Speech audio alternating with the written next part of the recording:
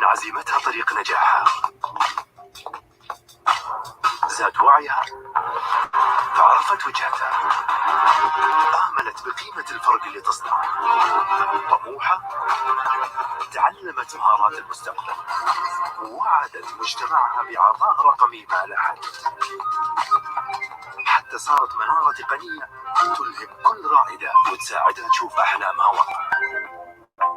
قائدة ما سمحت لشيء يوقفها، هي نور اليوم وأمل الغد، هي انعكاس مستقبل الوطن.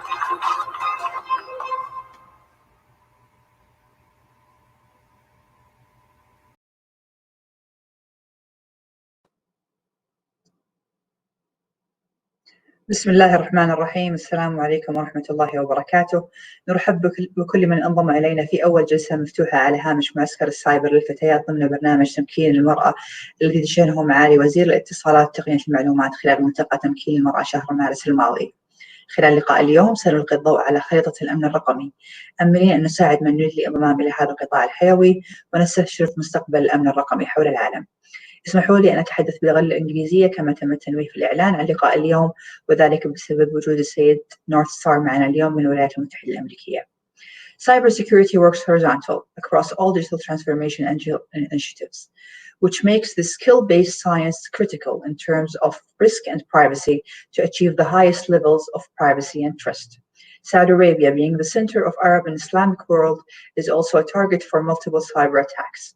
Thankfully, these attacks only added to Saudi Arabia maturity level in fighting any cyber threats.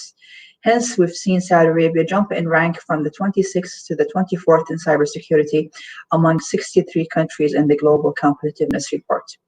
This continuous growth is a result of multiple public initiatives to develop cybersecurity in Saudi Arabia.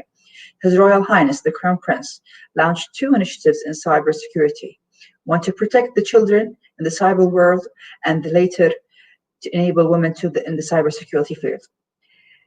MCIT is supporting initiatives to empower women in the ICT sector generally and cybersecurity particularly.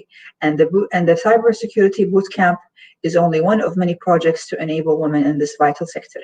Without further ado, I am pleased to introduce our moderator and speaker today, Ms. Dalal Al-Harthi and Mr. Jael Northstar. Dalal Al-Harthi is a PhD candidate at the University of California, Irvine in the Computer Science Department, specialized in cybersecurity. She has 11 years of working experience in both academia and industry. Currently, he is a cloud security engineer at Farmers Insurance in LA, California. Dalal is passionate about empowering women in technology and transferring the knowledge. She initiated the Women Cybersecurity Bootcamp project for Saudi women, teach them cybersecurity and support them to obtain job opportunities in the field.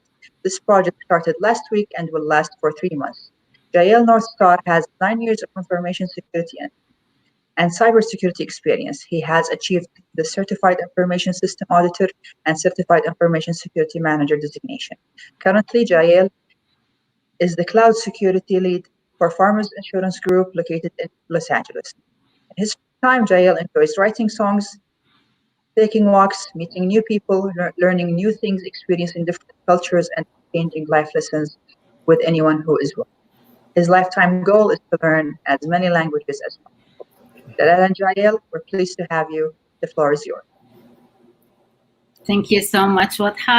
Thanks for العطاء Digital for having us today. Thanks everyone for joining us today, and thanks Jael for being with us on a Saturday morning. It's a Saturday morning here in California, so we really appreciate your time.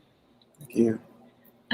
So during this webinar, we will talk about cybersecurity in general, and we will tackle mainly 2 questions. The first one is about how to get into the cybersecurity field, and the second one is about the future of cybersecurity, or where cybersecurity is heading. So we will start at the beginning with the first question. I know there's a lot of people, they have this question in mind. A lot of people are interested in the cybersecurity field, but when they decide to go into the cybersecurity field, at some point they got lost. The field is dynamic, there's always something new in the field. What you learn today might not apply tomorrow, and you need to be always up to date. The field is also huge. So if you decide to go into the cybersecurity, you sometimes get lost to which route you should go: pen testing, incident response, cloud security, and also like what type of credentials or skills people need to have developed to be able to get a job opportunity in cybersecurity field. So I received this question a lot of time, and I believe the best person who could answer that question is our amazing cloud security lead, Jael. So if you could please shed some light on that question and share some of your experience with us. Yes, absolutely. Thank you, Dalal, for inviting me, and thank you to everyone who's listening. I'm really honored to be able to speak to you today on behalf of interest in cybersecurity, and then just in general to encourage people to strive to do their best at whatever it is that they're wanting to do. So I'm very grateful to be here and thankful for this honor. So first, I want to start with, I'll start with myself and sort of tell my story, how I got into cybersecurity. And when I started, actually, I didn't have any experience. And so I want to say that's important because there may be people out there who are interested. And if you don't have experience, that doesn't mean that you can't get into information security, cybersecurity, or any field for that matter. And so what I want to do is just to share things that I did, and maybe we can have some takeaways from that as ways to encourage people and things that they can do to also get into information and cybersecurity, or as I said, anything in life. I think this applies to just anything. So when I started, I didn't have any experience. And I was actually at the time working as a developer, a coder. So I was a software developer. And I had an interest to change fields. I wanted to try something different. And as I started to assess my skills and look at what I had done and to think about what I wanted to do, I became very interested in information security, cybersecurity. So because I didn't have any experience, I meant I had a lot of work to do. So I began to do research, study, read anything I could, blogs, watch videos. And at that time, there was no formal training in terms of classes. Like now I know there are degrees in cybersecurity, degrees in information security. Those didn't exist at the time. So I had to come up with other ways to educate myself. And so I'd say the first takeaway here that I would tell anyone is that you have to be willing to do the work, right? So that means that whatever it takes for you to become educated and well-versed, to gain skill and knowledge in the area, whether that is reading, whether that is watching videos, whether that's taking a class, a certification, or attending a university or college, all of those paths can still lead you to the same place. So that's the first takeaways. You have to be willing to do the work. It doesn't just come to you. You have to go after it. And so I did that. I got to a point where I felt that I had developed enough skill to at least be able to speak about information security and cybersecurity, to be able to confidently express the fundamentals, to be able to be able to see through the lenses, as I would say, of an information security person. So when you look at something, you might be able to see where vulnerabilities and risks may lie within a system. So once I established that confidence through education and that confidence through research, at that point, then I was ready to start applying for work.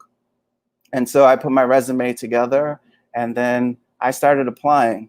And so I would say the next lesson here, or the next takeaway, is that then you have to take action, right? So you can do all the learning and all the research that you want, and accumulate masses of information and knowledge. However, if you don't take action, if you don't do something with it, then it doesn't become anything. So I'd say it's sort of like if you have a seed and it's an apple seed, and if you don't actually take the seed and plant it and do something with it, it will just sit there as a seed and it won't become anything. And so each of us are that same way. So you get this knowledge, you acquire information, that's a seed. But now you have to determine where you want to use it. What are you going to do with it? Where are you going to plant it? And so that's the next piece, is then trying to understand, where do you actually plant that seed, your knowledge? What do you apply it to? And so once I applied for positions, different companies, I identified places that I might want to work. Then I got a job. I got a job interview.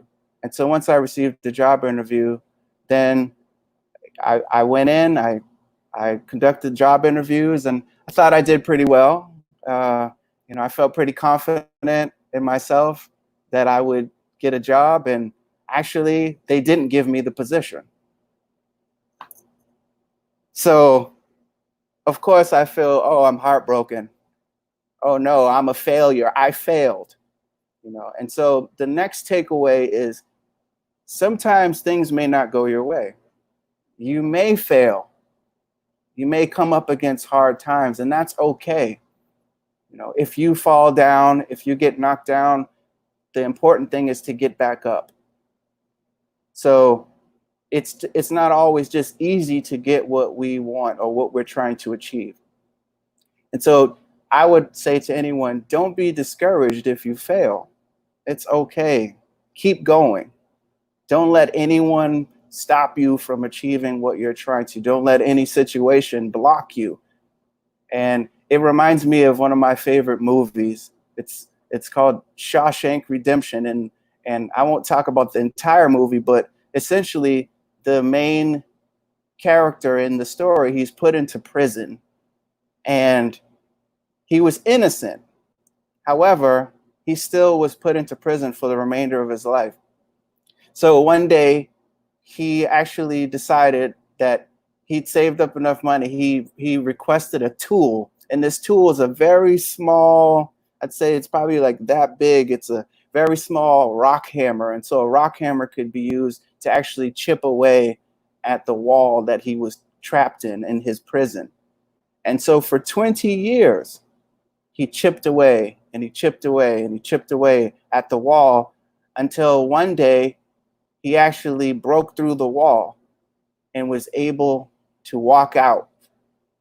And so the reason why I'm saying that is because he faced adversity. He had a wall in front of him, but he didn't give up. And so my encouragement to anyone is that it shows that if you have the will and consistency and you put in the effort and you take the time, even when you have small tools, that means if you don't have all the knowledge right away, if you just know a little bit, but you keep at it, then eventually you'll be able to walk out of that situation. You'll be able to get out of whatever is blocking you, because you're not really trapped. You're not really held back until you stop trying to move forward. And so I would encourage anyone who wants to get not just into information security and anything in life, you just keep pushing forward. And so this isn't critical so that you don't give up. So that's what I would say. That's the takeaway, is don't give up. Keep pursuing your dream. So I failed. I didn't get the position I wanted. And yes, it bothered me. But at the same time, they saw something in me. I think they still felt like I had something to offer. And so they actually offered me a position in another part of the company. And when I thought about it, and I had a few moments to think about it. When I thought about it, at first I thought to myself, well, I just want to be in information security. I just want to be in cybersecurity. I don't want to do this other role. I don't want to be in this other job. But then I thought more about it and I said, wait a minute, perhaps this is the opportunity that I'm looking for.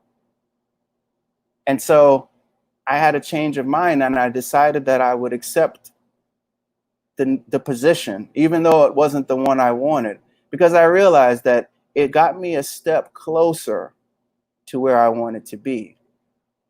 So the takeaway here, or the lesson here, is that sometimes it may require you to do things you don't want to do. It may require you to take less pay, or work more hours, or maybe you have to commute further. You have to drive a little further. You may have less free time. Whatever it is, there may be certain obstacles that may be presented that might be preventing you from achieving your goal. But the idea that it's okay because to focus on the things that you're actually trying to achieve. So I'd say putting yourself in position or putting yourself closer to the opportunities is another takeaway. And that's very important. So as you're trying to find different ways to get into any environment, you know, maybe there's a side door, maybe there's a different position, and it gets you just that much closer. So that's my another takeaway. So I took the position. I wasn't on the team I wanted to be on. However, I had a plan. I had a goal. And my goal was to get into information security. And so the next thing I did once I started in the other position was I immediately went to the information security team. I introduced myself. I met with the manager. I met with the team members, and I let them know my interest. I let them know, hey, I'm Jael. I'm new here. I'm very interested in being a part of your team. So I'm on this team here, but I really want to learn from you. What can I do? What do I need to do so that I can actually join your team? What can I learn? What can I research? Is there anything that you can give me that I can work on in my free time? So I spent lunch hours. When I should take a break, I actually spent that time learning and meeting with those team members. I went early sometimes. I stayed late sometimes to see if I could do anything, any side jobs that they had for me. And I'd say I did that probably for 6 or 7 months. And so the takeaway here was, I would say, is to surround yourself with people who are doing what you want to do. And so if you're a student, if you're someone who's in school, I'd say, for example, taking an internship would be a great idea, because it allows you to get around the people that are doing what you want to do. If you're not a student, then maybe you join some clubs, maybe you join some talks, maybe you come to webinars like this, whatever it is, and you start to meet and get around people who are doing what you want to do. The reason that's important is because you want to learn from the people that are actually doing it. If I want to be a doctor, I wouldn't go to an accountant and ask them how to become a doctor. And so I'd say, put yourself in the company of people who are doing what you want to do, and then also to make it known to them that you are interested. And the reason that's important is because when people understand your interest, they're more likely to keep you in mind when opportunities arise. So they say, oh, wait, here's a new position. That's right. Jael wanted to be in this team, so maybe we can offer it to him. They'll keep you in mind.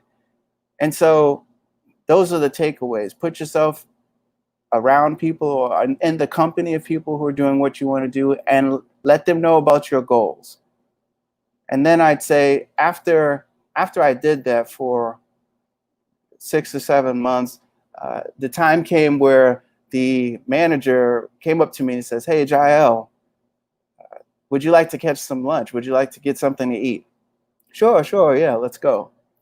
And takes me to lunch. And then while we're having lunch, he told me, he said, you know, I'm really impressed with what I've seen from you over the last several months.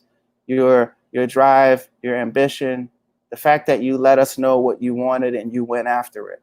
The fact that you spent your free time when you could have just been relaxing. Instead, you were doing work and doing more than your own job, but also doing things to try to become a part of this team. And he said, and because we're so impressed with you, we want to offer you the position.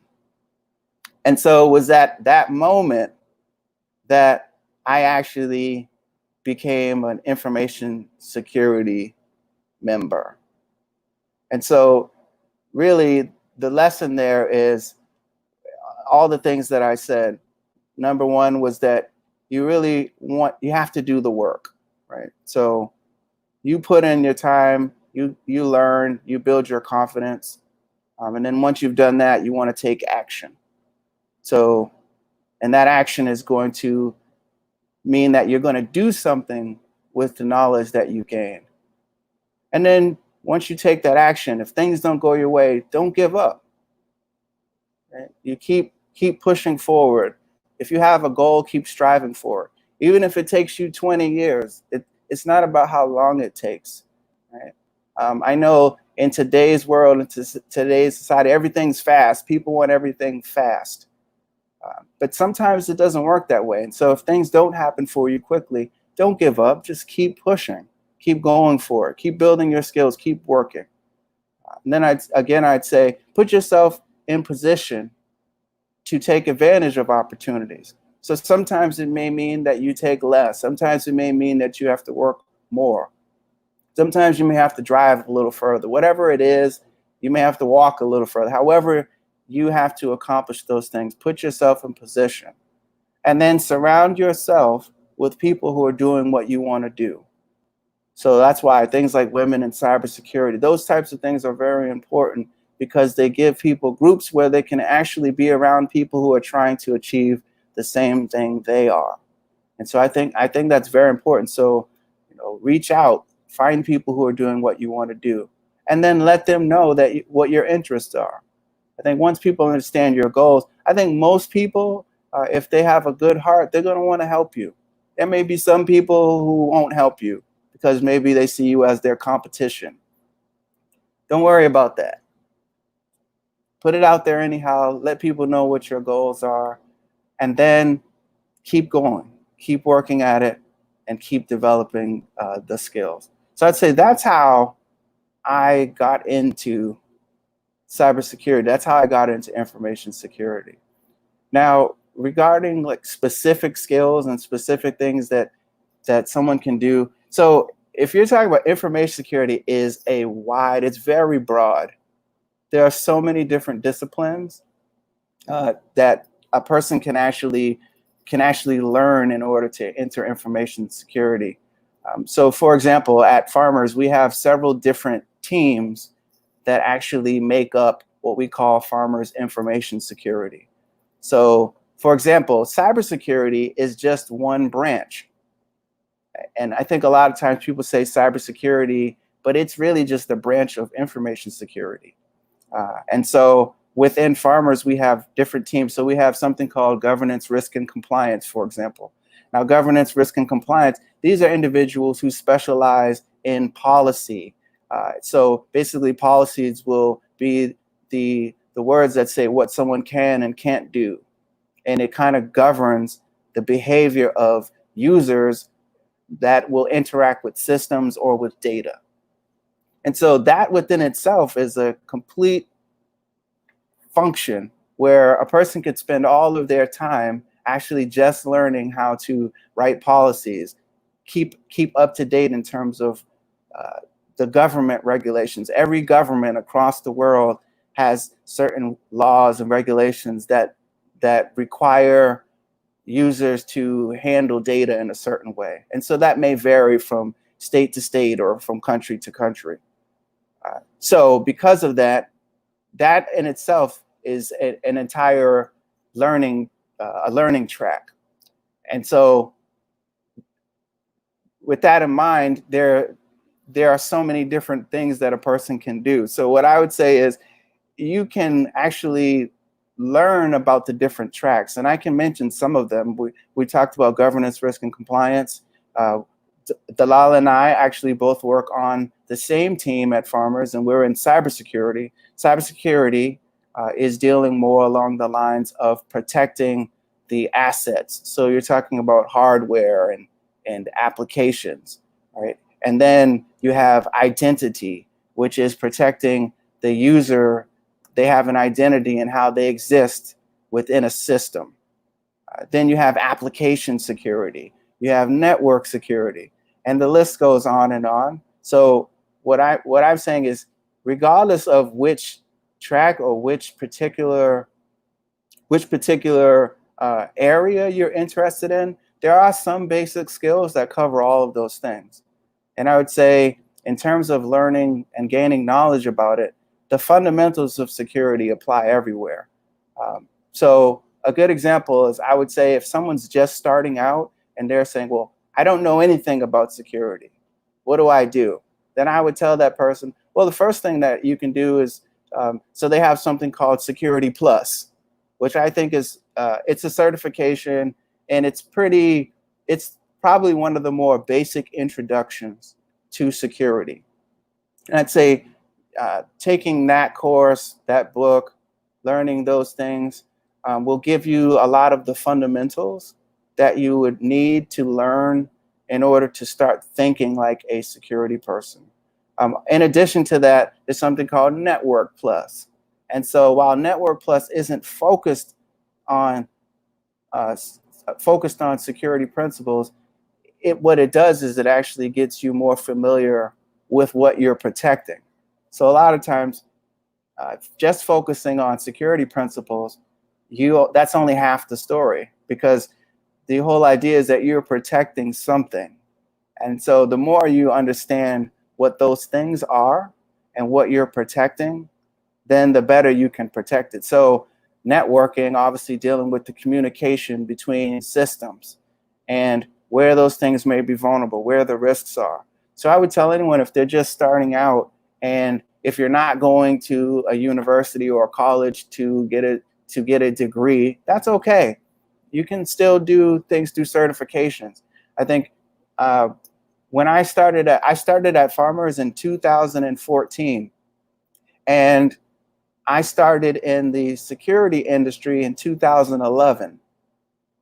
Now, Farmers Information Security Team only began in 2009. So it hasn't been around a long time. The industry is very young. And so it's a baby. It's still growing. There's a lot of opportunity for people to get into the space and to learn. Now we have so much information online, so many different webinars and classes and things that you can learn on your own. And so I would say that those are the ways that you can start to get in. So developing those skills, maybe, like I said, getting a certification or building up your knowledge, and then taking some action with it. And I think that's how you start. And then if you don't succeed, try again, keep going. So I think maybe I'll stop at that point in terms of how do you get in, unless there are specific questions or if there's anything else that you want me to go into in more detail. That's great advices. Thank you so much, Jael. I really agree with you with all what you said. You mentioned that people should accept also hearing the no when they apply for job opportunities, when they pursue any opportunity, whether it's academic or professional. Hearing the no does not mean that you're a failure. It means that you will need to try something else. Like, if this thing does not work, then of course there is a lot of other things that might and will work. And this is really important. You also mentioned that like the way you got into the cybersecurity field, you used to have, let's say, or to spend your lunch hour with the cybersecurity team, which also brought a very important point, which is the importance of networking. I always say that sometimes networking, communication skills, it might be as important as your qualification, or maybe it's really even more important. I think it's more about who you know versus what you know. Not to say that you don't have to have skill, but when you know people, a lot of times that means that even if you don't have all of the skill, because they know you, they may give you that opportunity to develop the skill. Correct. So build those relationships through maybe, let's say, conferences, lunch hour, or even like try to build a community with people who share the same interests that you have. So this will facilitate everything and will help you also to achieve what you want. This is great advice, Jael. So I'd like now to move to the other question. So one sec. So it looks like someone wants to know. So what did I major in before I specialized in cybersecurity? So that's a great question. So so actually, when I went to university, I actually studied business management. So it had nothing to do with cybersecurity. Right? And so when I say that I really switched out, and then someone would say, well, how did you get into programming? So I have a bachelor's of science in business management and management. Once I left and I worked in the financial industry for a while, then I decided that I wanted to get into programming. So I went through, did certifications, did all the lessons and learned, and then I got into programming. I did that for about 3 years, and then I decided that I wanted to do information security. I've been there since. But what I'm showing is that I've lived the life where I literally did not have the college background for the field that I wanted to be in. However, I had the dedication and I applied myself, and then I put myself in position to be able to switch into going to where I wanted to be. You know, as a college student, I didn't really know what I wanted to do. I thought I did. But once I graduated and I got out into the work field, then I started to see other things that were of interest to me. And so I changed, and I decided that I would apply myself again. So I would encourage anyone. You know, there are people who are chief information security officers, CISO, we call them, and many of them don't have these degrees. They don't have computer science backgrounds all the time. They don't all have cybersecurity degrees. Some of them have degrees in things that you wouldn't think of. Maybe they're biology students. Maybe they were archaeology students.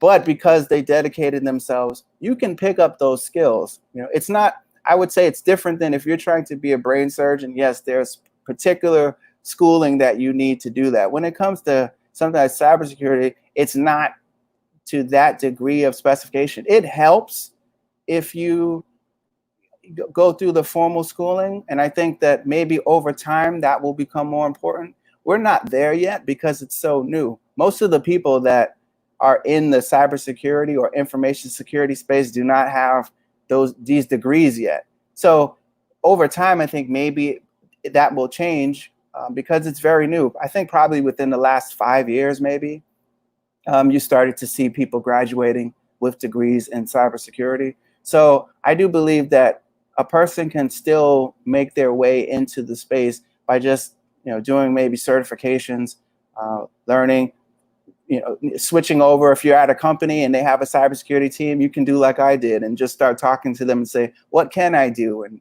maybe they put you through a training or whatever. So I'd say start asking those questions and start getting involved with those, with the people that are doing it.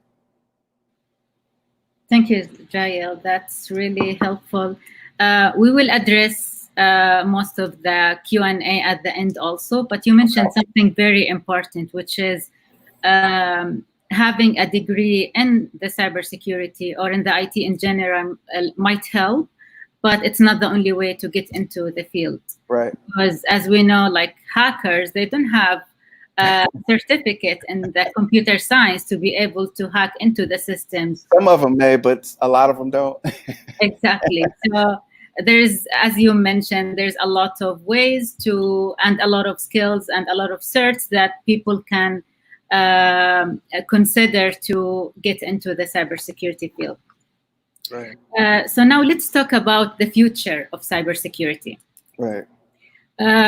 So where do you think cybersecurity is heading?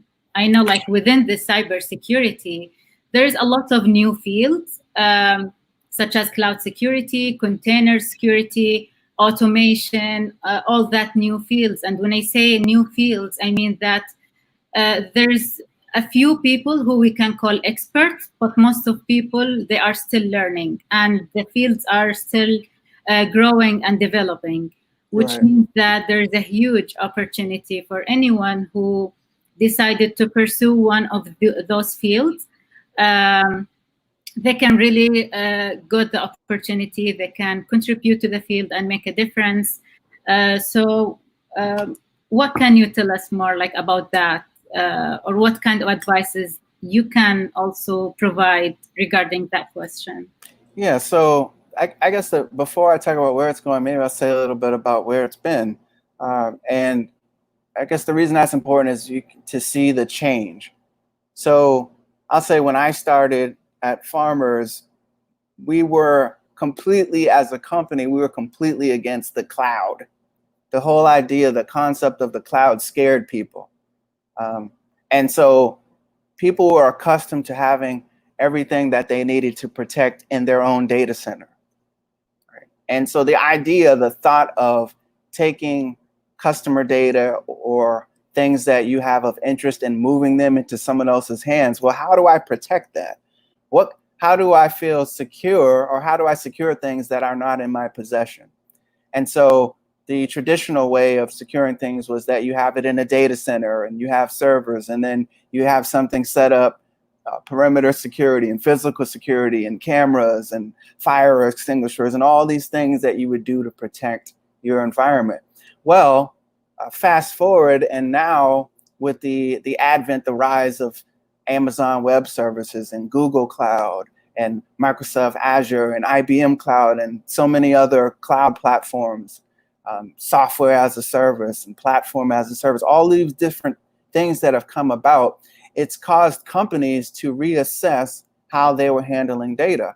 And because of cost benefits and because of speed and because of high availability, people started to move data to the cloud. And so because of that, security specialists and people who are in security also then are now trying to catch up.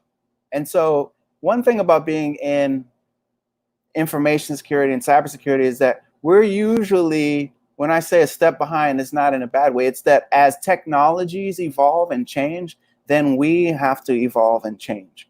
So as soon as a new technology comes out, then our job is to say, okay, well, where are the risks? Where are the vulnerabilities? So for example, something that's new, I mean, a lot of people are familiar with, you have Siri and you have Alexa, these voice controlled systems where you can just speak and something will happen. Well, there are security risks with that. What if I can just ask it to give me someone's social security number or their identification number, or to give me information that I shouldn't be able to get from it?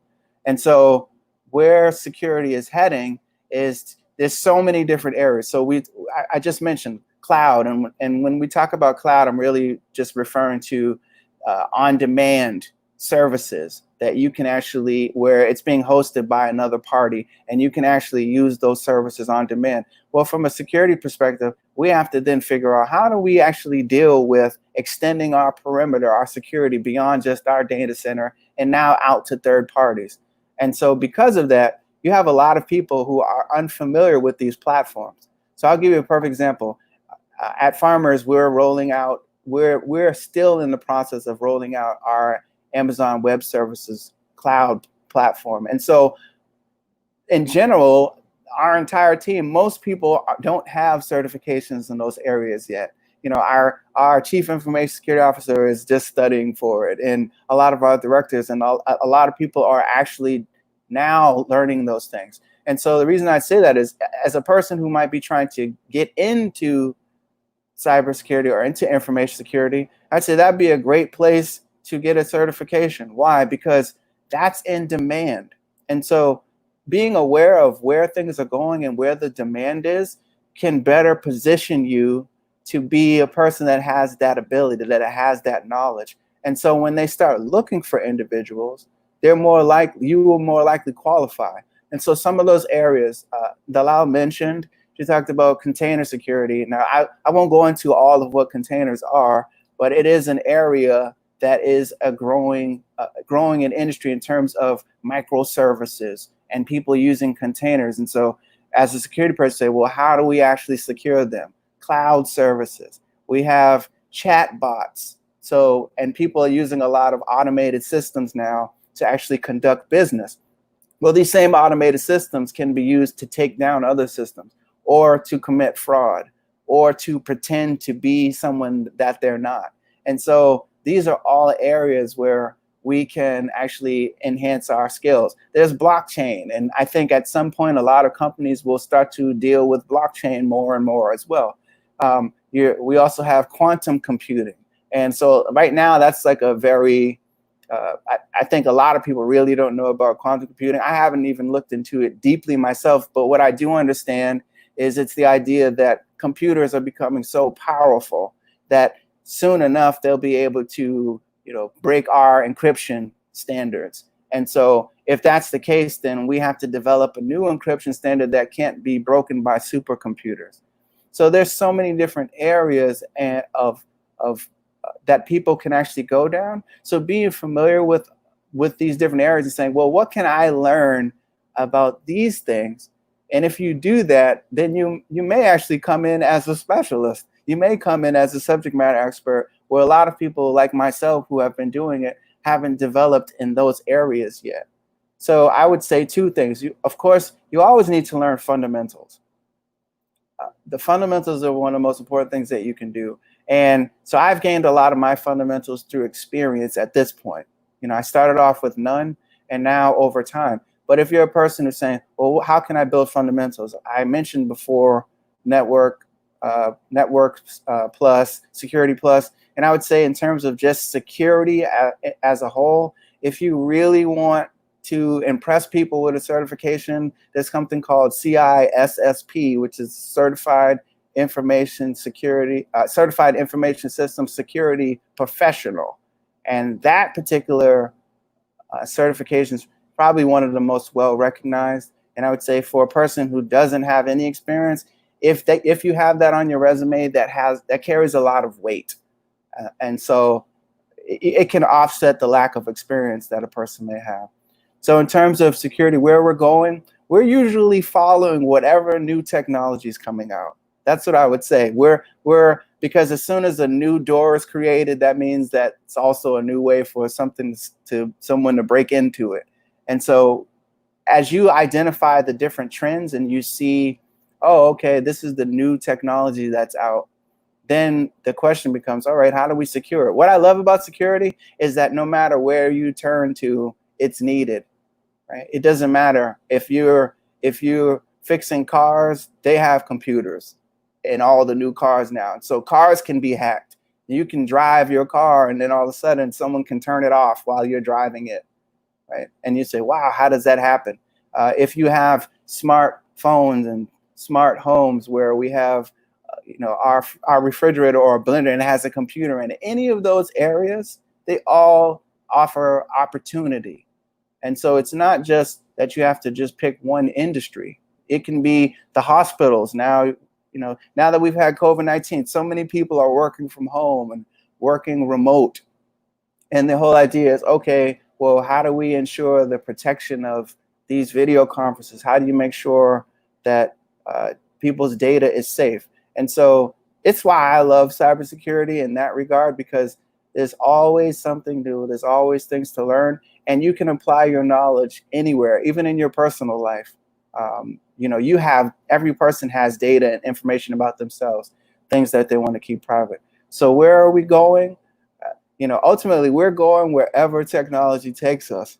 And that's what I mean. The things that we're dealing with right now, I mentioned, we're dealing with automating things. So if a person wants to automate, maybe developing some of your coding skills, that's another area that will really be helpful to you, because we have a lot of security tools and things. There's so much going on that it's almost impossible for a person, or people to 24 hours a day monitor a system. Right? And because of that, I want a break. I don't want to work 24 hours a day. I need time off. I need a break.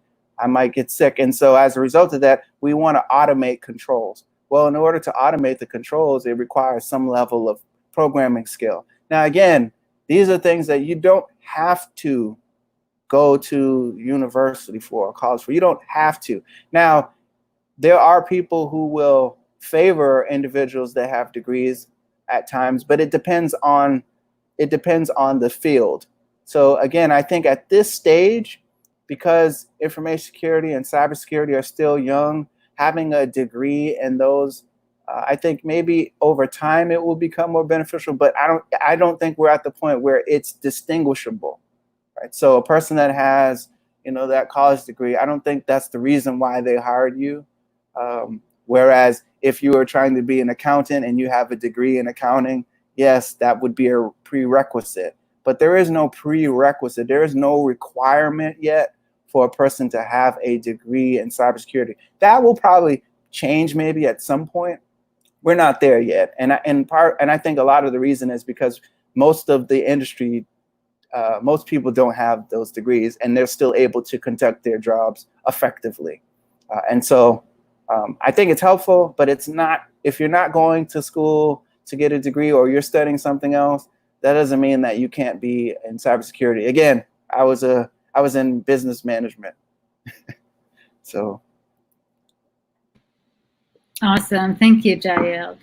There's a lot of questions, and I've seen some similarities also in the questions. Some questions, they are related to which path or how to determine which path we can choose. Like one question, it says, if I had a cybersecurity degree, what type of jobs should I apply to? And this is a very important question because, as you mentioned, we have, let's say, the identity team, the cloud team, the application security, network security, GRC. There's a lot of jobs and a lot of teams within the cybersecurity. Right. So what's your advice, how to determine like which one is the best fit for me? If you could share your advice, and then I'll share mine also regarding that. Sure. So the way I look at it, there are a few different factors here. There are a few different things to consider. Number one is just the company, right? So depending where you are, I would say if you're just starting out, to me, the most important thing I would focus on is just getting in the game. And what I mean by that is just getting an opportunity, right? So I wouldn't tell anyone, well, you just have to try to find the best job. I'm only going to work at Facebook, or I'm only going to work at Google, right? What I would say is find a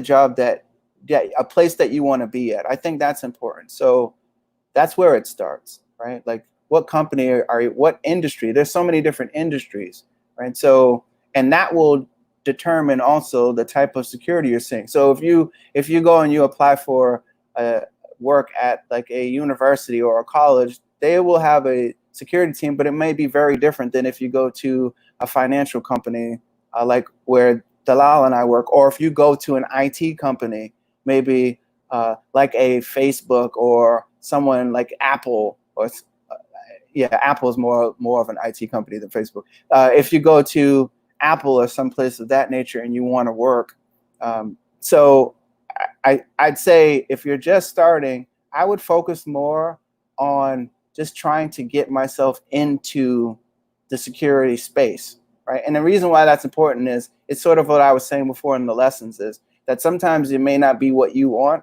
and sometimes it may be that you're doing something like that's a little different than what you initially want to do. That's okay, because what you are doing is you're gaining experience. And the challenge is that it will be different for every person. So what interests me may be a little different than what interests you. So what I'd say is the more you familiarize yourself with the different fundamentals of security, there may be things that are just more interesting to you. Like, for example, some people really love learning about policy and learning about laws and regulations. And if you find yourself to be that person, then yeah, governance, risk, and compliance might be more interesting to you. If you're a person who really likes to break things and you don't really like to protect things, but you're in security, well, those are pen testers, right? So when I'm not a pen tester, but some of my friends who are pen testers, they told me, hey, in security, we tend to help build things. and try to keep people out, but I love to break things and try to get in. So they go into pen testing, which they call ethical hacking, right? So it's a person, companies will actually hire you to come to their company and see if you can break into their network, right? And so they have companies that specialize in that, and a lot of them, you know, those are auditing companies and consulting companies, and we will hire them to do penetration testing and things of that nature. So for a person to figure out exactly what they want to do, some of it will come from your studying and the more information you gain, but then some of it's just going to come as you're doing it. You may realize that, you know, learning something in a book or in a classroom is still different than actually doing it. And so once you start doing it, and that's why I'm really big on internships, once you start doing it, then you'll get a better idea of how it fits with you, you know, and how it meshes with what you like. Because again, there are so many different pieces to it, and it's going to vary from person to person. So that's why I would say, if you're just starting, just get in, and then you may start to learn. You know, one thing I love about our team is that we have the ability, if you want to try something different, then they're open to that. So I think over time, people will learn more about themselves, and then we change over time. Your interests may change as well. So that's my advice, is to just get in. And then, because there are so many different areas, that you'll start to figure out what works with you. But just pick, you know, you can pick something. If it just sounds interesting, and, you know, like a lot of people hear cybersecurity and they get very excited. But ultimately, I think it has a lot to do with just the name sounds cool. Like people, oh, cybersecurity. But the reality is, it's still all of the basic fundamentals as everything else, right? You're protecting confidentiality, integrity, and availability of data. That's information security. But information security sounds boring compared to cyber security, right? But ultimately, it comes down to a person, what they like. If you like to build firewalls and scan applications, then you probably go into networking or application security. Like I said, if you like to break things and you like to try to actually attack and test, then you might go into pen testing. If you like to write rules and policies, you go into governance, risk, compliance. That's great advice. Thank you, Jael. I'd add to this, actually, the way I decided to which route I want to go. I read as much job description as I can. So I read let's say the job description for the cloud security engineer, the job description for the cybersecurity analyst, and in the job like description, it tells you what types of things or you need to do on a daily basis, what type of requirement you need to have, and also what tools you will be working on. So this might also be a guidance for people who would like to know more about what will my job look like if I go to decide this route or that route. Right. So there's a question about what's the best place to learn the cybersecurity for beginners. I know you already mentioned that during your discussion. You mentioned that people could start maybe with Security Plus and CISSP, also reading the materials for those maybe certifications, developing maybe coding skills. If people are interested in automation, I don't know if you want to add anything also. Yeah, so automation, I'd say like one of the biggest tools that are used in automation is Python. So exactly. If people, and again, like Python, a lot of these things are free now. Like you don't have to spend a lot of money. Like as long as you have an internet connection, then a lot of the stuff you can learn for free. There's so many places out there that are just offering, free. They're even for free classes. Like so, there's a website called Coursera, for example, and they offer a lot of college level courses for free that people can actually take and learn different skills. So I know they have things on Python. I haven't checked there for information security topics, but I would probably guess that maybe at this time they have them. you know, the reason I say it's Security Plus and Network Plus and CISSP, I mention those names because those are names that people recognize. But ultimately, I think what's important is that a person build their knowledge, to build their understanding, and then to be able to speak confidently about those things. You know, what certifications do, they just really allow someone else to say, okay, I think you know these things, right? But a lot of people, like when I started, I didn't have any of those, right? All I did was have myself and my knowledge, and I got an opportunity to share that. Now, as more and more people get certifications and more people get degrees and things, yes, it becomes harder for a person if you're trying to get in to get noticed, to get recognized, right? And that's why I said, well, sometimes it's just that even if you're not in that field, but you're working at a company and you see that they have a security team, that's an opportunity for you, because you can now go to them. They know you, they see you every day. They're around you. They can talk to your man and say, well, what kind of person is this? Because when we interview people, I mean, I've interviewed people that have never worked in cybersecurity before, and they've ended up on our team because we saw that they have a commitment, that they are putting forth a certain effort. And then we say, okay, well, we can help them learn other things, right? So a lot of it comes down to you as an individual. Like to me, people go to school so they can get a degree, but you don't go to school so you can be educated. And what I mean by that is you can get educated without a degree, right? And so I'm big on education. Yes, degrees have their role, but it doesn't mean that if you don't have a degree that you're not educated. It doesn't mean that you can't do it. It doesn't mean that you don't have something to offer. And I would tell anyone, don't let anyone make you believe that, right? Mark Zuckerberg did not graduate from Harvard. Yeah, he went there, but he didn't graduate. He left and he started and created a business, $1 billion business, right? And so it's not just about having degrees. It's helpful, right? However, you still have other means to do it. So I would tell anyone, build up your education. If you can get a degree, if you can afford it, that's great. If you can, that's still okay. Wherever you are, use that as an opportunity to find a way into maybe the team that at the company that you're working with, for example. And then you can develop your skills from there. Great, thanks, Jael. So a person asked, I'm a new employee in information security analyst job. What's your advice to improve my career path? Yeah, so congratulations. Like the hardest part to me is just getting in, right? That's my opinion, because I think once you get in, then it's all about you, right? You can't control if someone hires you, but once they hire you, now you can control your destiny. Now you can control what happens. And so my advice to a person that's just starting out, you say, now, what can I do in my career? The number one thing is that you want to keep learning, like you're just starting, right? So that means getting up, like just familiarizing yourself with what's going on in the world in terms of security. Like, it's, you know, a lot of people, some people listen to podcasts, they read certain websites.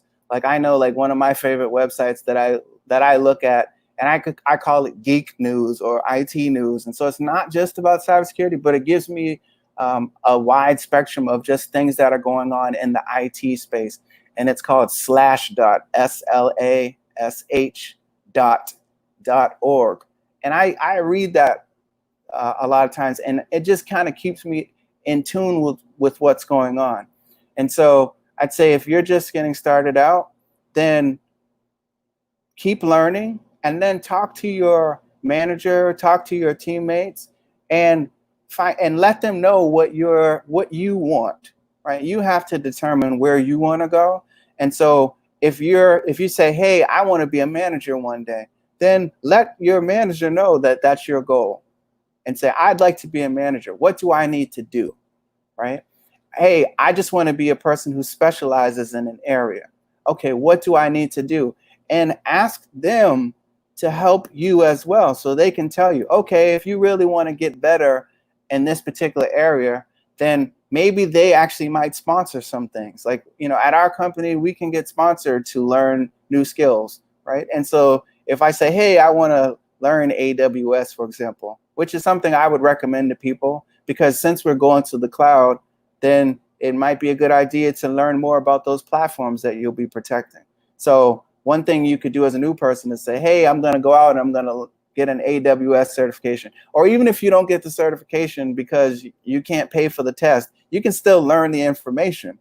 You know, like you can still learn all about it. You just didn't take the test. And that's okay, because guess what? When a question comes up about AWS and then you're able to answer it, or you're able to provide, they won't care if you have a certification or not. They will know that you know the answers. And when you're able to be of value and to add value to a team, then you're valued, right? And so that's how you can establish yourself. And then who knows, they might say, wow, we're so impressed with what you've done that we'll pay for you to get a certification, right? These things happen. And so that's what I would say, like, continue to learn and communicate with those people that you report to. Let them know what you're trying to do. And now, if they're not supportive, then you might be at the wrong place. If you bring yourself to a person and say, hey, I want to do these things, and they refuse to help you, that's when I would tell a person, okay, maybe you might want to start considering, like, okay, I'm going to learn what I can, but I'm going to try to go someplace else, because you want to be in an environment where you can grow. That seed I talked about, like, a seed can't grow if it's not in a good soil. So you also need a good environment so that you can grow and become everything that you're intended to be as well. So that's the other piece I'd say. Great. Thanks, Jael.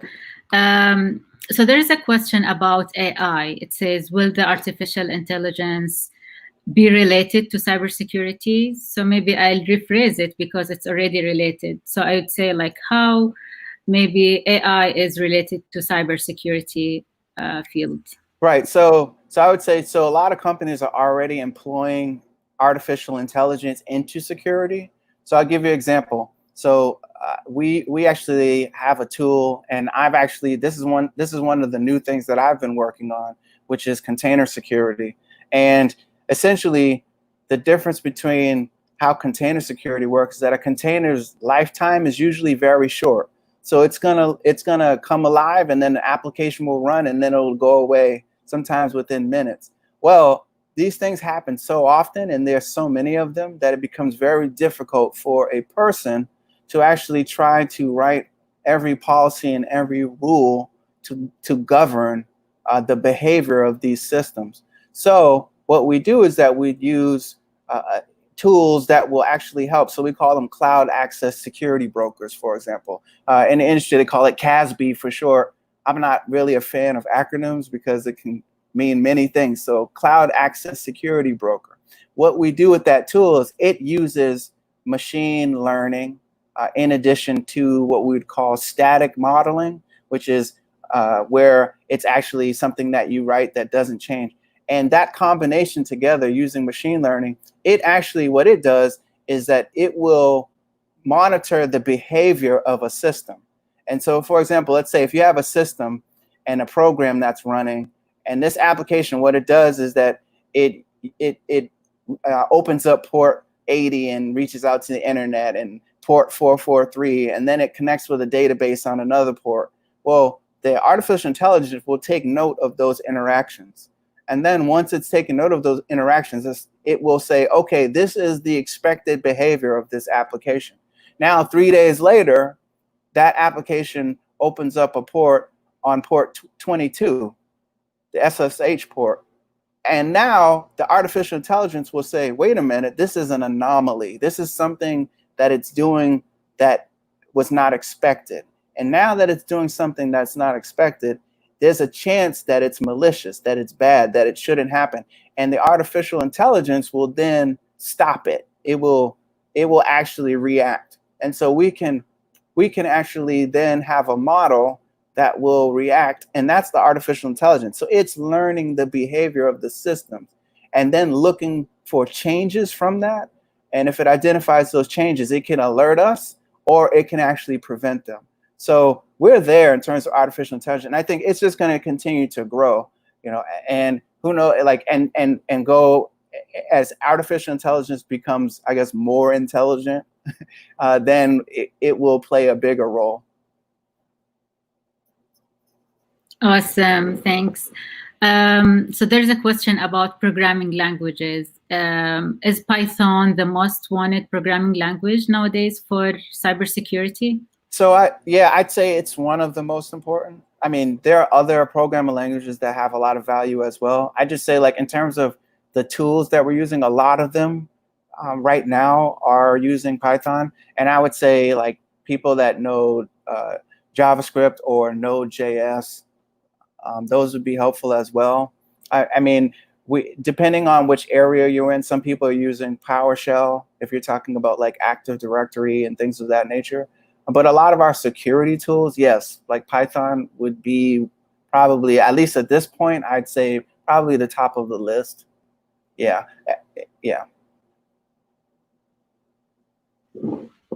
Great. So there's a question about suggested courses. I don't know if you have any suggested courses, or maybe like main topics that people can read about or learn about so they can get a better understanding of cybersecurity. Yeah, so I don't know if I know like a specific course, but what I would say is, like, if you have access to like Google or any of those, like, you can go on and just say, you know, security 101, security basics. There are at YouTube and video places like that. They have a lot of videos that people have put together some really great stuff on there to introduce people to the basics. So if you just do some research on security fundamentals, information security fundamentals, you know, like those things, and start there. If you're like, there are a lot of different areas that you can begin in. And so I think some of these courses will sort of help guide you through that. That's why I recommended like Security Plus, Network Plus. You can probably find it because they'll guide you through sort of to cover all of the different areas, like the basic areas. So, but I don't know of a specific course that I could recommend, but rather just saying that information is out there, where that same question, I would probably type that in Google myself. That's what I did in the past. And I just say, hey, how do I learn cybersecurity? And then, you know, because what's amazing that so many people have actually put information out there to help other people, which is what makes it great. And so, you know, you can kind of start there. I mean, there's so many other things too beyond just what I've mentioned. These are just some of the starting points.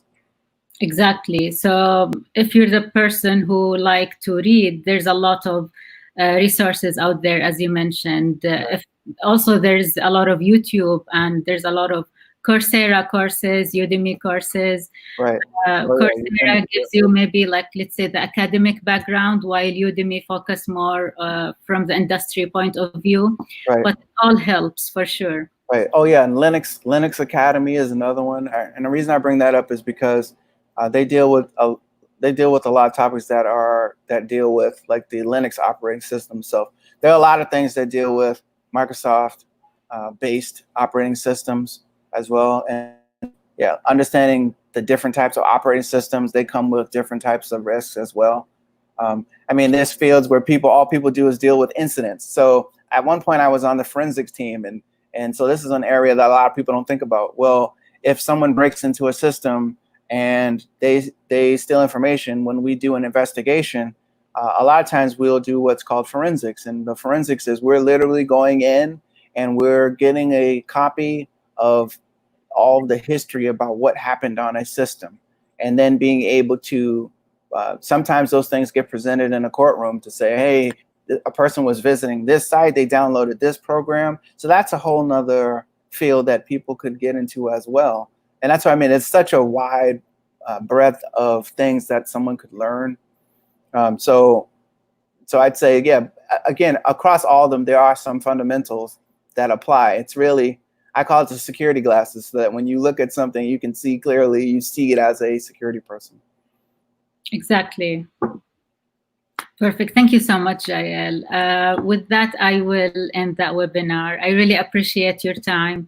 That was a very informative webinar, and I really appreciate that you accepting my invitation today. And I hope to see you also in future events with us. And maybe we can have you one day in Saudi Arabia. Yes. I know you told me you'd love to go there. Oh yeah, definitely. And I hope I could do it in Arabic. That would really be awesome. Of course. And we hope to see you also in Saudi Arabia. I know you'll be welcome there and you like it there. Yes, I definitely would go.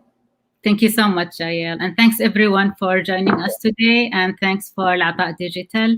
Thank you, Wadha. We'll see you in future events. Thank you. Yes, thank you, everyone. Thanks.